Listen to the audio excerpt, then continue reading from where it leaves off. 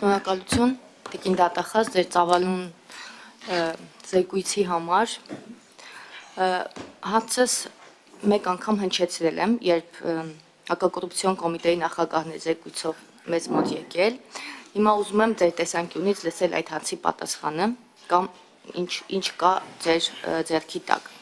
Մոնումենտի առանձնատների օրինականության հարցը իրավապահները սկսել են քննել դեռևս 2018 թվականի աշնանից եւ որևէ հրապարակում, որևէ նորություն, որևէ ընթացքի վերաբերյալ որևէ բան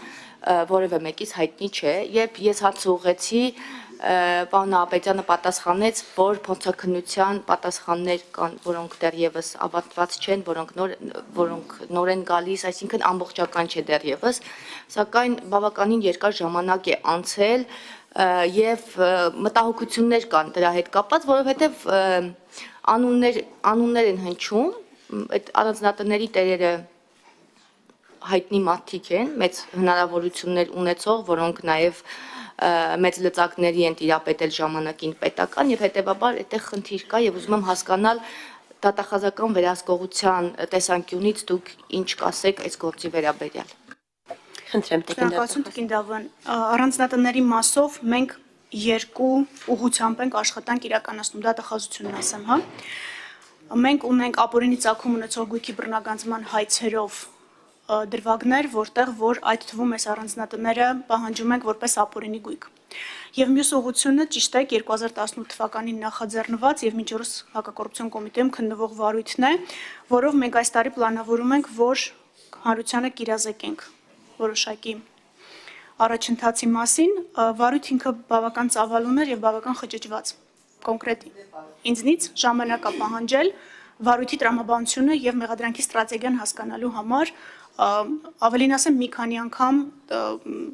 նույնիսկ կարիք է եղել դատախազների փոխել, որովհետեւ սխեման բարդ է։ Այնտեղ մենք մի շերտում գործ ունենք 60 հոդվածի հողի հետ,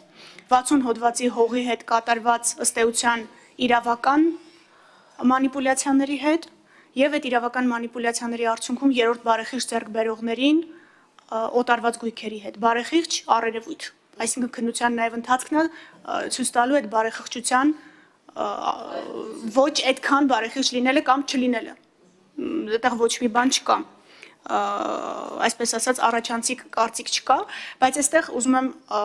որպեսզի նաև պարզ լինի, այո ուշացած է քննությունը շատ, բայց գոնե ապօրինի ծագում ունեցող գույքի բռնագանձման մասով այս առանձնատների մի ստվար զանգված մեր տեսադաշտում է գտնվում ու մենք կարծում ենք, որ մեր ուժը կպատի այս տարվա մինչև վերջ նաև քրեական վարույթով ունենալ առաջընթացներ, որովհետև մի շարք անձանց վերաբերյալ, ովքեր այս տարածքներում ունեն առանձնատներ, մենք ուղարկել ենք դատարան։ Եվ բնականաբար քրեական վարույթին թղթակցում է նաև ապօրինի ծագում ունեցող գույքի բռնագանձումը, գիտեք, կոռուպցիոն հանցագործություններով այս գույքերը հայտնվում են մեր տեսադաշտում։ Հասկանում եմ ձեր մտահոգությունը գույքերը կորսված չեն իրավական պահանջի տեսանկյունից, բայց քրեական վարույթով ունենք հապաղումներ, որը կարծում եք այս տարի կշտկենք։ Եվ սրանով եւ անիվով։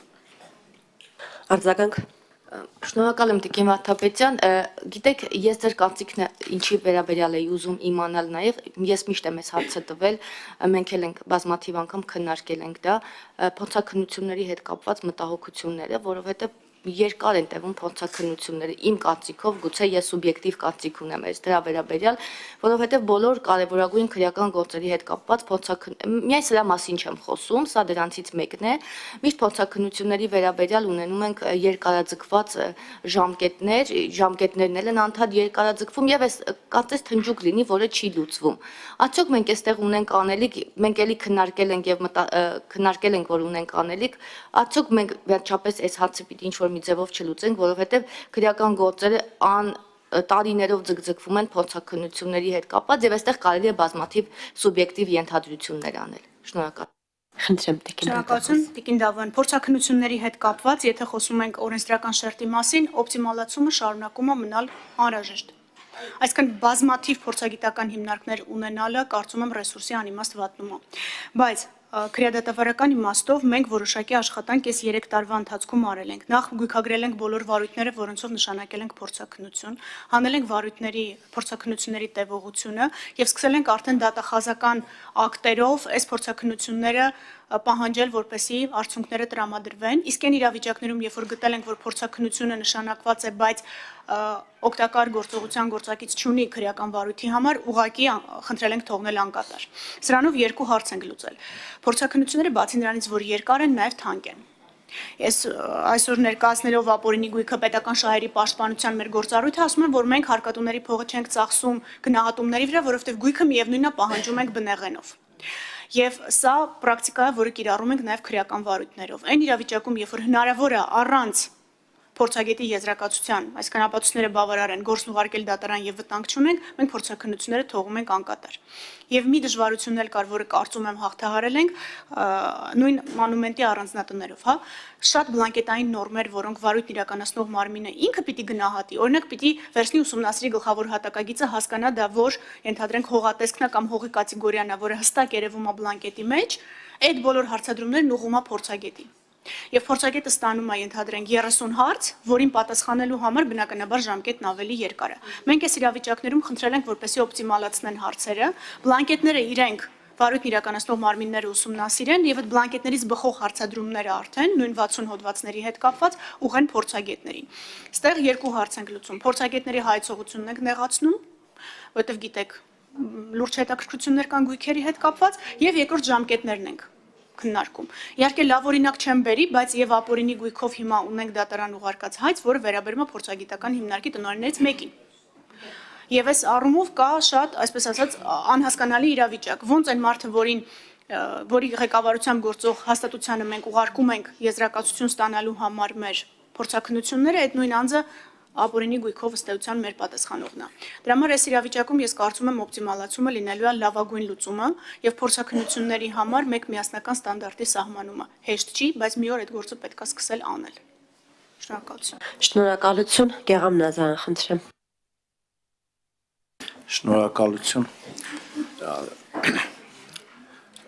Շատ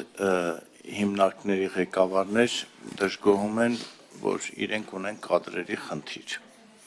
Ես ուզում եմ դուք ասեք, դատախազությունը նման խնդիր ունի, թե չէ, եւ որն է, որ շատ գործեր, որն է պատճառը, որ շատ գործեր, ՀՀ քաղաքացու տեսանկյունից շատ երկար է ձգվում, որն է պատճառը, կադրերի սղությունը, կադրերի ոչ